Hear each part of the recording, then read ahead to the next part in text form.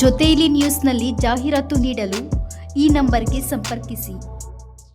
ನಮಸ್ಕಾರ, ಜೊತೆಯಲ್ಲಿ ನ್ಯೂಸ್ ಸುದ್ದಿಗಳಿಗೆ ಸ್ವಾಗತ.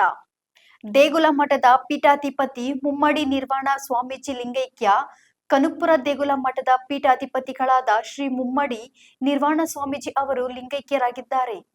ವಯೋಸಹಜ ಕಾಯಿಲೆಯಿಂದ ಬಳಲುತ್ತಿದ್ದ ಶ್ರೀಗಳು 3 ದಿನಗಳ ಹಿಂದೆ ಬೆಂಗಳೂರಿನ ಅಪೋಲೋ ಆಸ್ಪತ್ರೆಗೆ ದಾಖಲಿಸಲಾಗಿತ್ತು.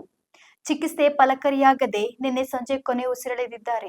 ಇಂದು ಬೆಳಗ್ಗೆ ದೇಗುಲ ಮಠದ ಆವರಣದಲ್ಲಿ ಶ್ರೀಗಳ ಕಳೇಬರವನ್ನು ಭಕ್ತಾದಿಗಳ ಅಂತಿಮ ದರ್ಶನಕ್ಕೆ ಇಡಲಾಗಿತ್ತು.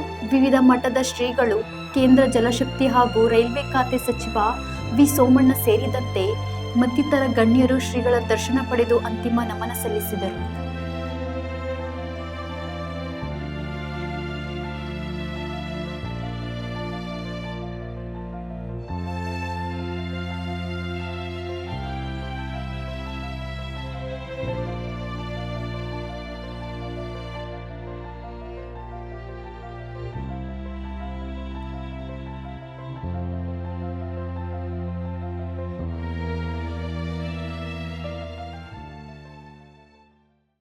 ಇನ್ನಷ್ಟು ಉಪಯುಕ್ತ ಮಾಹಿತಿಗಾಗಿ ನಮ್ಮ ಜೊತೆಯಲ್ಲಿ ನ್ಯೂಸ್ ಯೂಟ್ಯೂಬ್ ಚಾನೆಲ್ ಅನ್ನು ಸಬ್ಸ್ಕ್ರೈಬ್ ಮಾಡಿ, ಬೆಲ್ ಐಕಾನ್ ಅನ್ನು ಕ್ಲಿಕ್ ಮಾಡಿ. ನಿಮ್ಮ ಅನಿಸಿಕೆಗಳನ್ನು ಕಮೆಂಟ್ ಮೂಲಕ ತಿಳಿಸಿ.